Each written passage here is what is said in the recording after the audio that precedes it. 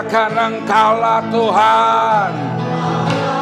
Oh, mari bangkit berdiri, bangkit berdiri. Engkaulah Raja berdaulat. Yes. Ku berserah, Engkaulah Tuhan.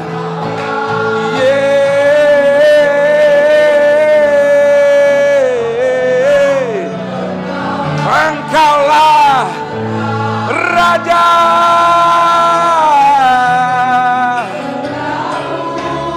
Berdaulatlah Tuhan atas hidup kami Tuhan. Oh, sekali lagi Engkaulah Tuhan.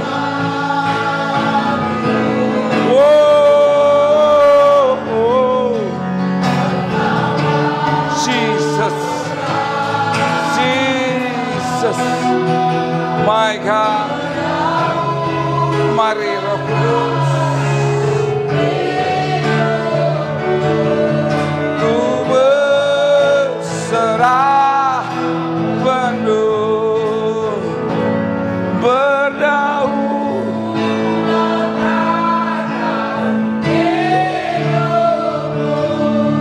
ku berserah penuh.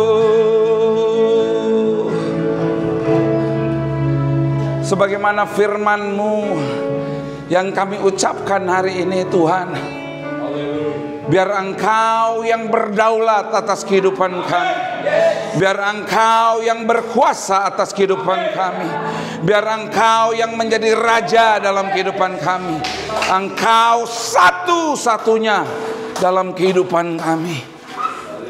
Hari ini Tuhan, biarkan hati kami terbuka.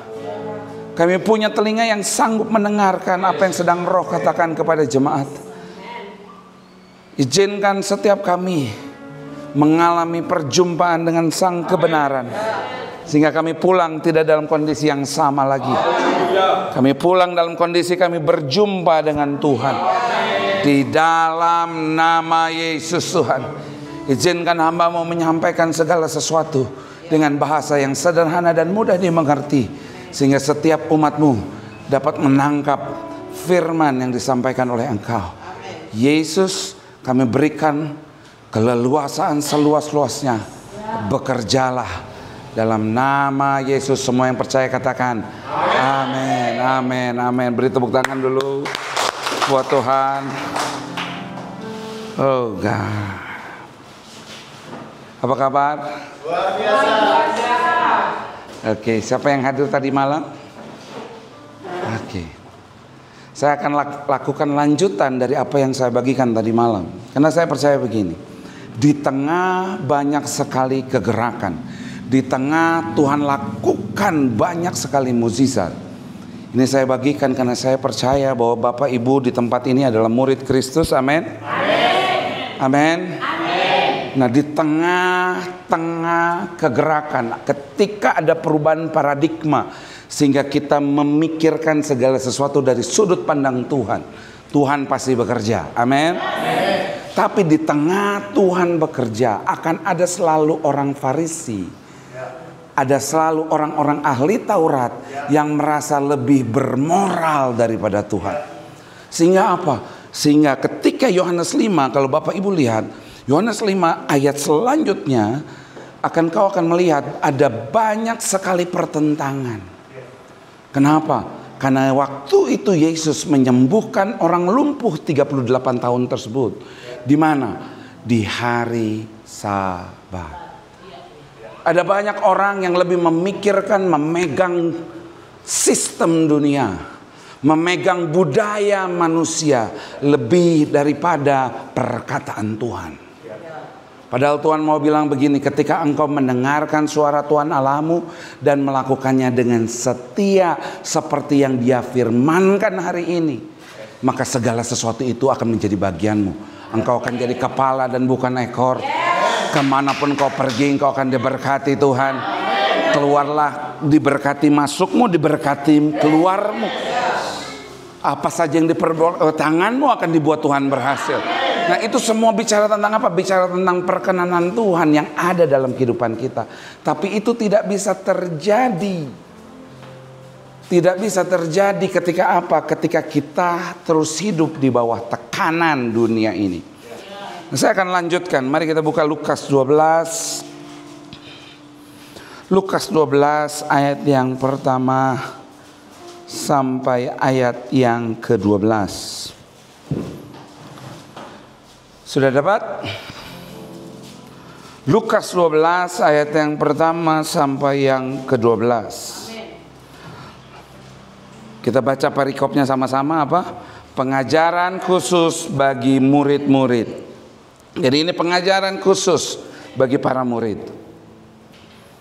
Tuhan selalu membedakan pengajaran antara orang-orang yang bukan murid dengan orang-orang yang menjadi murid. Tuhan punya selalu versi. Kenapa? Karena enggak semua firman itu bisa diterima oleh orang banyak. Jadi kita sebagai hamba Tuhan, kita sebagai pemimpin, kita sebagai murid Kristus, kita perlu mengerti ada standar yang mungkin tidak bisa kita samakan. Halo, amin. Oke, kita baca ayat yang pertama. Sementara itu beribu-ribu orang banyaklah berkerumun sehingga mereka berdesak-desakan. Lalu Yesus mulai mengajar. Pertama-tama kepada murid-muridnya katanya, waspadalah terhadap ragi, yaitu kemunafikan orang Farisi. Tidak ada sesuatu pun yang tertutup yang tidak akan dibukakan. Dan tidak ada sesuatu pun yang tersembunyi tidak akan diketahui. Karena itu apa yang kamu katakan di dalam gelap, dalam kedengaran dalam terang. Dan apa yang kamu bisikan ke telinga di dalam kamar akan diberitakan dari atas atap rumah. Aku berkata kepadamu, hai sahabat-sahabatku, janganlah kamu takut terhadap mereka yang dapat membunuh tubuh dan kemudian tidak dapat berbuat apa-apa lagi.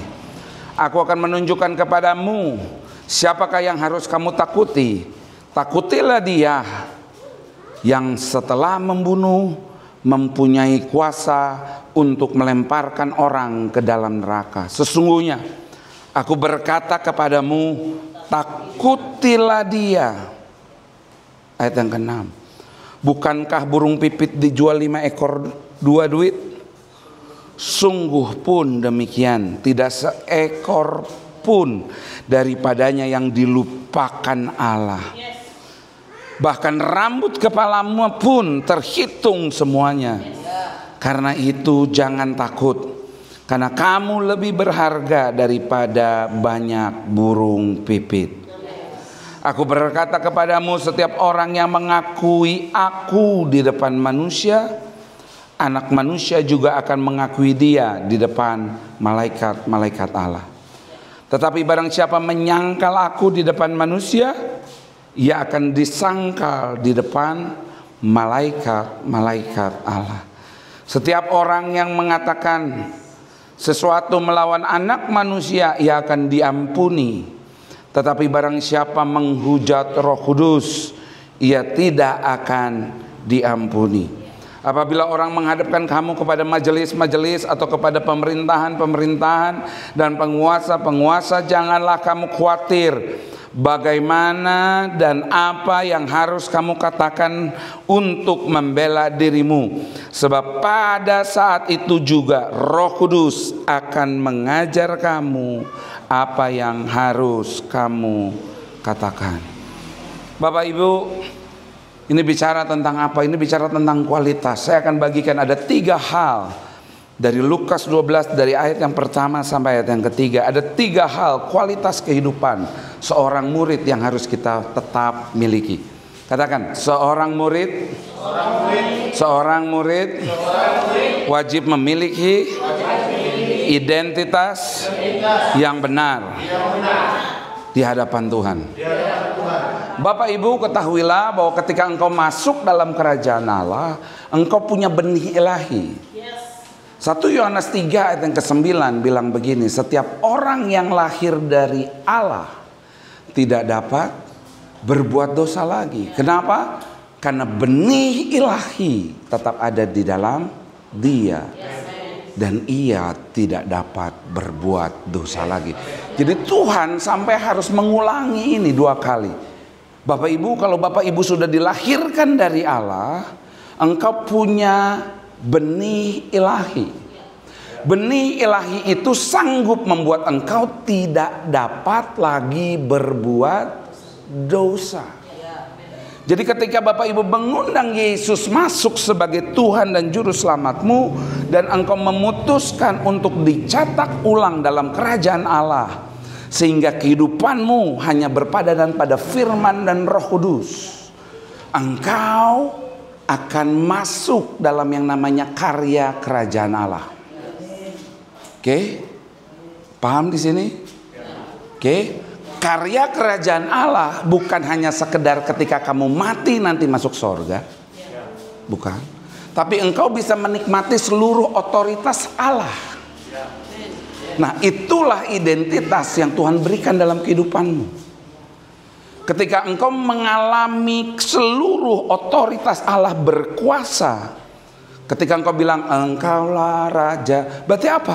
Berarti otoritas dalam kehidupanmu, Yesus itu bukan lagi cuma sekedar penyelamatmu, tapi dia juga menjadi raja, penentu keputusan apa saja yang harus terjadi dalam kehidupanmu.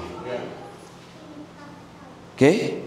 Otomatis kalau kamu rakyat, ketika kamu ingin melakukan sesuatu, kamu butuh persetujuan raja.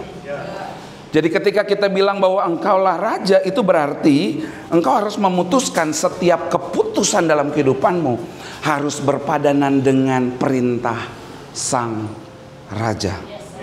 Karena ketika engkau melakukan segala sesuatu sesuai dengan perintah raja, itu yang dibilang kamu hidup berpadanan pada Injil kerajaan. Itu identitasmu Bapak Ibu. Ketika kita dilahirkan kembali, kita dilahirkan dari Allah, ada 2 step. Lahir kembali hanya membuat kita melihat kerajaan Allah. Yohanes 3 ayat yang ketiga. Yohanes 3 ayat yang kelima, semua orang yang dilahirkan dari air dan roh, ia akan masuk dalam kerajaan Allah. Itu bicara tentang apa? Bahwa engkau bukan cuma sekedar melihat, engkau bukan sekedar melihat ada pilihan kehidupan yang lain, bukan. Tapi sekarang kamu bisa menikmati seluruh karya sorga, seluruh karya kerajaan Allah. Bagaimana Yesus menjadi raja, engkau juga akan ngalamin itu. Engkau akan mengalami bagaimana kuasa kerajaan bekerja dengan sangat besar terjadi dalam kehidupanmu. Bapak Ibu catat, nanti baca di rumah, Yohanes 3 ayat yang ketiga dan Yohanes 3 ayat yang kelima. Itu ada bicara tentang sebuah langkah. Makanya ikut Kristus bukan keputusan satu hari. Ikut Kristus itu adalah keputusan setiap hari untuk engkau mengikuti tuntunan yang ada pada firman dan tuntunan yang diberikan oleh Roh Kudus. Nah, ketika kamu hidup di sana, berarti kamu hidup berpadanan pada Injil kerajaan. Nah, ketika kamu hidup berpadanan pada Injil kerajaan, maka engkau akan berjalan dalam kuasa kerajaan. Itulah firman Tuhan berkata, murid-muridku, orang-orang yang percaya kepadaku akan melakukan pekerjaan-pekerjaan yang aku lakukan. Bahkan firman Tuhan gak selesai di situ, pekerjaan-pekerjaan yang lebih besar. Halo, amin. Jadi engkau ditetapkan untuk melakukan pekerjaan-pekerjaan Yesus. Bahkan bukan hanya pekerjaan Yesus, pekerjaan yang lebih besar. Amin. Ngomong sama saya ditetapkan untuk mengerjakan pekerjaan Kristus, bahkan lebih besar dari pekerjaan Kristus. Artinya apa? Artinya engkau bisa mengerjakan yang tidak pernah engkau bayangkan.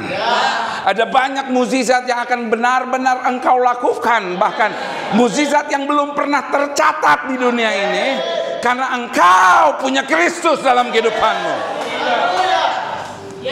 Amin.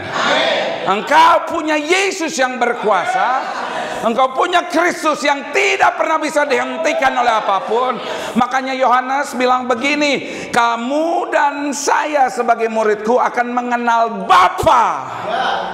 Dan orang akan mengenal Bapa lewat mana? Lewat engkau dan saya. Amin. Lewat engkau dan sayalah kita akan bisa memperkenalkan Bapa. Kalau hari ini kehidupanmu tidak memperkenalkan Bapa, harus jadi sebuah pertanyaan buat engkau. Kemana kita sedang melaju? Salah merepresentasikan, salah mewakilkan, salah memodelkan akan mengakibatkan orang-orang mengikuti model yang salah. Kalau kita hidup terus dalam kekalahan, engkau sedang mempertontonkan kepada dunia bahwa Allah kita adalah Allah yang terus kalah. Makanya kualitas pertama yang harus dimiliki oleh anak murid-murid Kristus, catat ini. Saya tulis dengan kata yang sederhana. 1. Hidup tanpa topeng. Sudah terlalu lama gereja Tuhan, murid-murid Tuhan selalu pakai topeng kalau ke dunia ini. Topeng apa artinya, Pak? Muka 2, muka 3, muka 5, muka 7, muka 100. Artinya apa? Ketika kamu ketemu dengan A, kamu memperlihatkan yang lain. Ketika kamu ketemu yang B, kamu memperlihatkan yang lain. Ketika kamu C, kamu memperlihatkan yang lain. Tapi ketika kamu di gereja, kamu memperlihatkan bahwa kamu kudus. Hari ini, lepas topengmu. Amin. Amin. Jangan lagi pakai topeng, Bapak Ibu. Orang Farisi adalah orang yang seharusnya tahu bagaimana cara hidup menurut firman.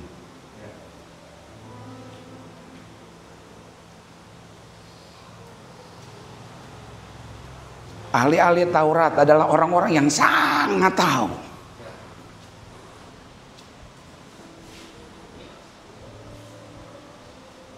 Mereka adalah orang yang tahu, bahkan gape kalau bahasa orang Jakarta. Mahir sekali dengan ayat Alkitab. Mahir sampai titik koma. Kita menanggapi, oh berarti kita nggak boleh sampai titik koma. Bukan, jangan salah sangka. Bukan. Tapi ketika kamu mahir dengan ayat Alkitab, tapi hidupmu tidak mencerminkan firman, kamu tidak ada bedanya dengan ahli Taurat. Lepaskan topengmu. Amen. Salah satu manifestasi dari topeng adalah gosip. Katakan gosip. Ngomong, saya tidak mau bergosip lagi. Maksudnya apa? Ngomongin orang di belakang. Kalau ada orang yang ngomongin orang di belakang, langsung ngomong sama orang tersebut, Pak, ngomong sama orangnya langsung, jangan ngomong sama saya, karena saya nggak mau punya topeng. Kita selalu berpura-pura baik. Oh gitu ya. Oh gitu loh si Anata itu ya. Oh si Anata begitu ya. Halo, nggak ada di sini, betul? Nggak ada yang ngaku, amin.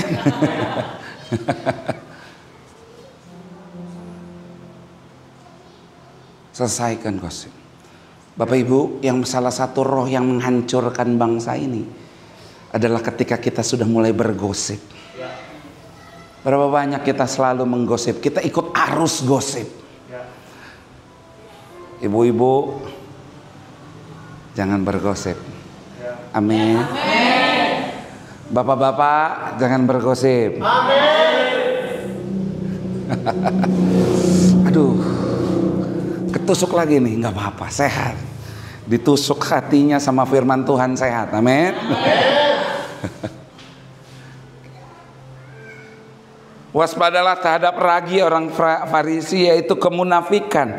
Karena gosip, topeng adalah lambang dari kemunafikan. Yesus memulai pengajaran ini bukan kepada orang banyak, tapi kepada para murid-murid.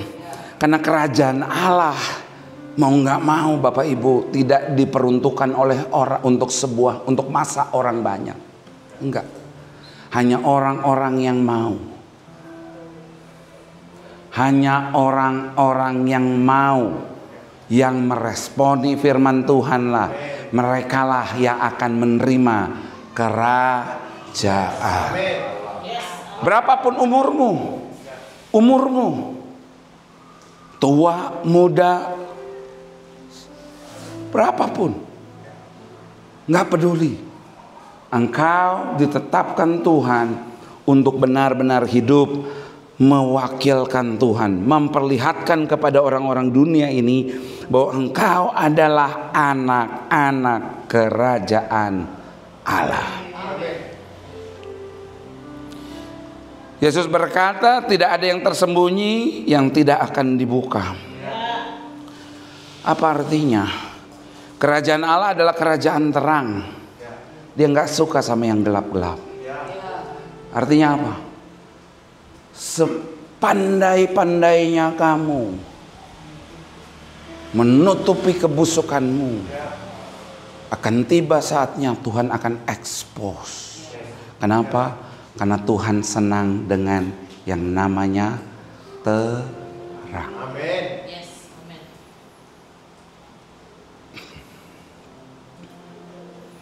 Kalau engkau masih mengalami yang namanya kuasa kegelapan hari ini mencengkeram hidupmu, percayalah dan teruslah masuk dalam hadirat Tuhan, karena kegelapanmu pun akan mulai dibongkar oleh Tuhan. Artinya apa? Ini bukan hanya cuma bicara tentang sebuah rahasia hati yang kamu sembunyikan, bukan. Tapi ini bicara tentang apapun situasi yang selama ini menjadi gelap dalam kehidupanmu akan dibuat terang oleh Tuhan. Akan dibuat terang oleh Tuhan. Tidak ada lagi ruang untuk kepalsuan. Segala sesuatu yang sifatnya bohong, motivasi, kepura-puraan, selesaikan itu hari ini. Minta ampun sama Tuhan dan jangan lakukan lagi. Jangan cuma hanya minta ampun, besok lakukan lagi. Jangan. Minta ampun hari ini, jangan lakukan lagi di depan. Karena engkau masih terlalu lebih berharga. Ngomong, saya berharga. Lebih dari apa yang saya bayangkan. Jadi jangan simpan ragi kecil dalam hati kita. Mari bertobat. Bersihkan bait hidup kita dari ragi kemunafikan, supaya raja kemuliaan terang itu hadir dalam kehidupan kita. Amin. Siap nomor 2? Nomor 2, hidup tanpa takut. Fearless. Akhir tahun lalu saya berdoa, saya tanya sama Tuhan, Tuhan, apa yang ingin kau lakukan, aku lakukan. Buat keluarga aku lakukan di tahun 2025. Tuhan cuman kasih satu tema. Fearless faith. Ini adalah tahun di mana Tuhan akan memperlihatkan bagi orang-orang yang benar-benar beriman tanpa rasa takut. Engkau akan bisa melihat ada banyak sekali mukjizat terjadi dalam kehidupan. Ada banyak sekali providensia. Artinya apa? Penyediaan Tuhan yang akan Tuhan berikan dalam kehidupanmu. Hanya orang-orang yang percaya tanpa rasa takut. Seringkali murid Tuhan masih punya sifat seperti Petrus. Petrus percaya Yesus? Yes. Petrus percaya bahwa Yesus adalah anak Allah? Ya. Tapi dia masih punya ketakutan. Sehingga ketika ada yang mencoba menganiaya dia karena dia pengikut Kristus, apa yang dia lakukan? Dia menyangkal. Saking dia tahu bahwa yang dia lakukan itu salah. Makanya ayam berkokok itu melambangkan apa? Ayam adalah lambang dari pengecut. Jadi ketika ayam berkokok, yang ada di pikiran Petrus adalah, hei pengecut. Itulah yang membuat dia, hei, karena aku percaya Kristus itu adalah Allah yang maha dahsyat. Kenapa aku harus lagi takut? Ini bicara tentang apa? Keberanian. Anak-anak Tuhan harus mulai berani melangkah dengan iman. Amin. Iman timbul dari pendengaran akan firman Kristus. Oke. Jadi hanya ketika engkau dengar firman Kristus, melangkah. Kalau kamu nggak dengar firman Kristus, jangan melangkah. Bedanya nekat dengan iman, bedanya cuman satu. Nekat, kamu nggak dengar firman Kristus, kamu melangkah, itu nekat. Tapi yang Tuhan mau, kamu bukan nekat, tapi apa? Percaya dengan firman-Nya dan kamu melangkah dengan keberanian. Sehingga apa? Ketika kamu melangkah dengan keberanian, sama seperti umat Israel bilang begini, hei, seberangi lautan itu. Apa yang dilakukan? Ketika mereka melangkah, laut terbelah. Halo, amin. Ketika Petrus melangkah, ketika Tuhan bilang berjalanlah kamu ke sini, waktu Petrus melangkah, apa yang terjadi? Dia berjalan di atas air. Artinya apa? Kemustahilan bisa kamu lakukan ketika kamu mendengar firman Kristus. Jadi yang harus kamu cari setiap minggu, kamu akses setiap hari di waktu saat teduhmu adalah apa? Tuntunan firman Roh Kudus.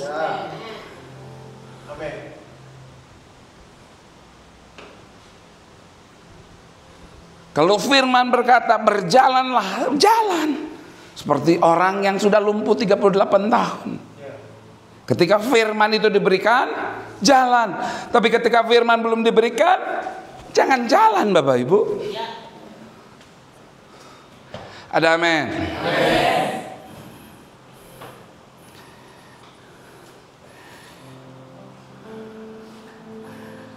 Di ayat Lukas 12, Yesus tahu bahwa pengikutnya, warga kerajaan akan dihadapkan oleh berbagai macam ancaman. Ini juga akan terjadi dalam kehidupan kita.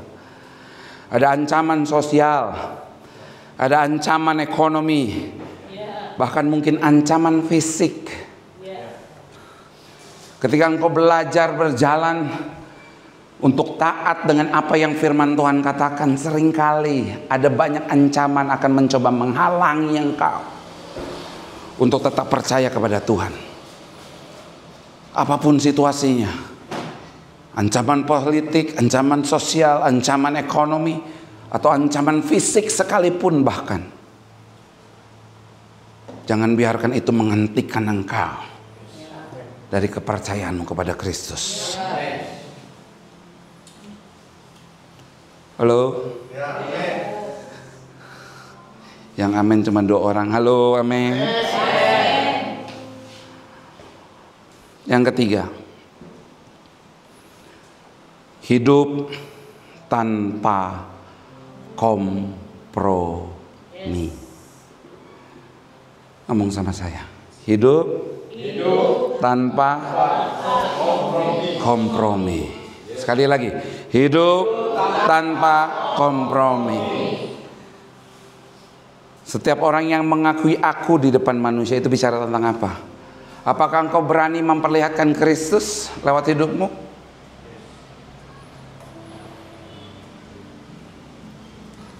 Atau ketika keluargamu orang yang paling jadi susu huton gitu ya, orang yang paling kamu hormati di keluarga besarmu, ketika engkau berkata A dan kamu tahu A itu melawan firman Tuhan, apakah kamu berani berkata opung?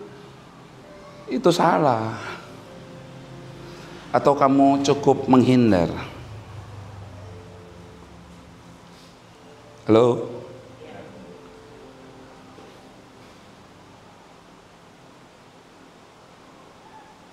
Tanpa kompromi, itu bicara tentang integritas. Apapun situasinya, kamu harus berkata A di atas A. Amen. Berkata B di atas B. Berkata A bukan berarti bahwa kamu harus kasar. Caranya seringkali yang membuat engkau ditolak, bukan pesan kebenarannya. Jadi jangan salah sangka. Pesanmu mungkin benar, tapi Pak, kenapa saya masih ditolak? Mungkin caramu menyampaikan. Tapi apakah engkau tetap mau tegak berdiri atas dasar firman?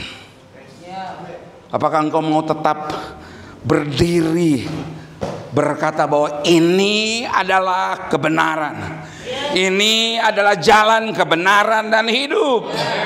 Aku tidak akan pernah melenceng dari jalur ini. Kalau Tuhan berkata bahwa aku akan menyembuhkan orang sakit, maka orang sakit harus sembuh.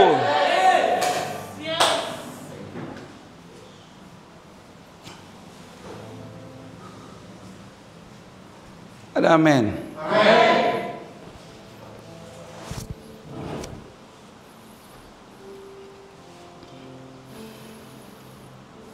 Mengakui Yesus di dunia ini mungkin akan mengundang penolakan, tapi pengakuan itu menunjukkan siapa kita di depan mereka, dan kita sedang memperlihatkan Kristus di depan mereka. Kesetiaan hari ini akan membangun pengakuan kekal yang diberikan oleh Bapa kita di sorga. Siapa yang di tempat ini mau ngalamin satu momen seperti ketika Bapa bilang sama Yesus, inilah anakku yang kukasihi. Mau? Kalau kau mau, belajarlah.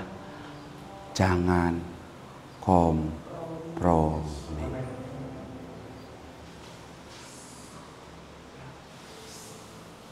Amin. Apakah kita hari ini bersedia menyerahkan hidup di bawah pemerintahan Raja kita? Ya. Apakah engkau rindu hidup sebagai warga kerajaan Allah yang sejati? Amen. Mari kita serahkan seluruh keberadaan diri kita. Dan kita akui Dia bukan cuma sekedar juru selamat kita, tapi sebagai penguasa tunggal dalam kehidupan kita. Amin. Amin. Saya undang bangkit berdiri.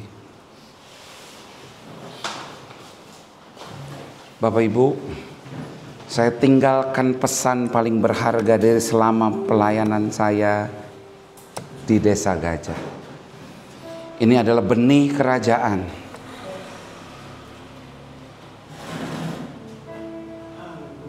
Dan inilah yang akan benar-benar membuat Bapak Ibu akan menjadi agen-agen perubahan di Desa Gajah.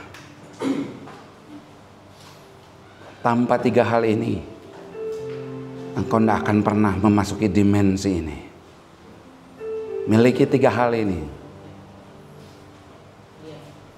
Karena tiga hal ini yang akan membuat engkau menjadi orang-orang yang akan benar-benar menembus semua kemustahilan-kemustahilan. Semua legenda-legenda yang selama ini terus digoar-goarkan, digaung-gaungkan. Nggak mungkin Kristen mengubah sesuatu. Tapi dengan kita punya tiga hal ini, engkau akan punya kuasa menciptakan sesuatu yang mustahil menjadi mungkin. Ngomong sama saya hari ini menerima Injil Kerajaan Allah yang akan membuat saya punya kuasa untuk mengubah semua kemustahilan menjadi mungkin.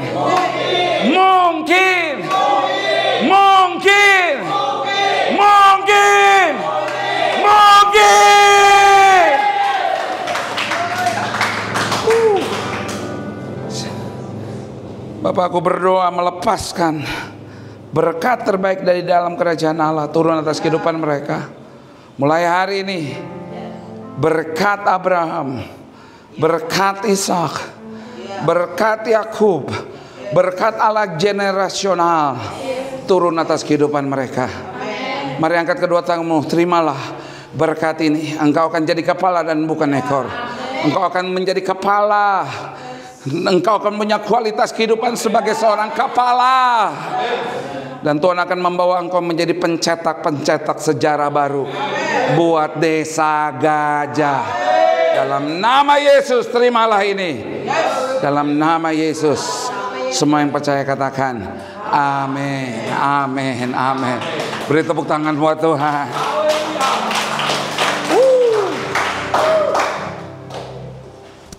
Saya kembalikan.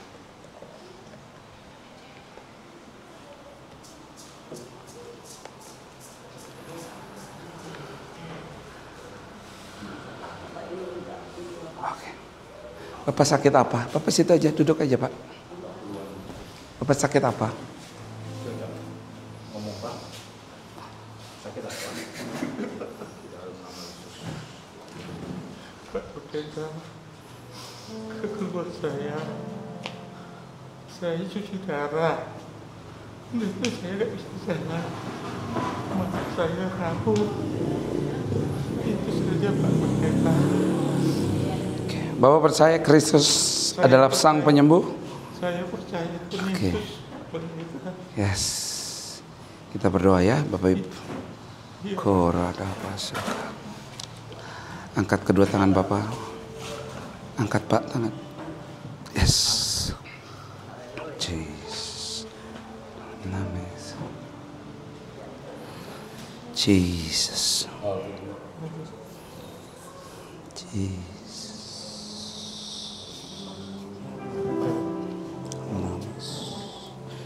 Aku berdoa Tuhan dalam nama Yesus.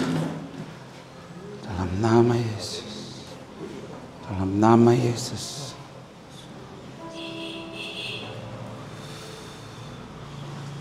Jesus. Semua organ yang rusak digantikan dengan yang baru. Amin. Semua ginjal yang rusak digantikan dengan ginjal yang baru dalam nama Yesus. Dalam nama Yesus, dalam nama Yesus, dalam nama Yesus, dalam nama Yesus, dalam nama Yesus. Sekarang kekuatan baru mengalir, mengalir, mengalir dalam nama Yesus, mengalir dalam Yesus, menguatkan kaki Bapak ini, dan dia akan berjalan lagi dalam nama Yesus dengan normal, dalam nama Yesus. Jalan Pak, ayo, ayo Pak, langsung jalan Pak. Haleluya. Haleluya. Haleluya. Jalan aja. Nama Yesus. Ayo Pak. Jalan Pak depan sampai belakang Pak. Jalan ke depan lagi Pak.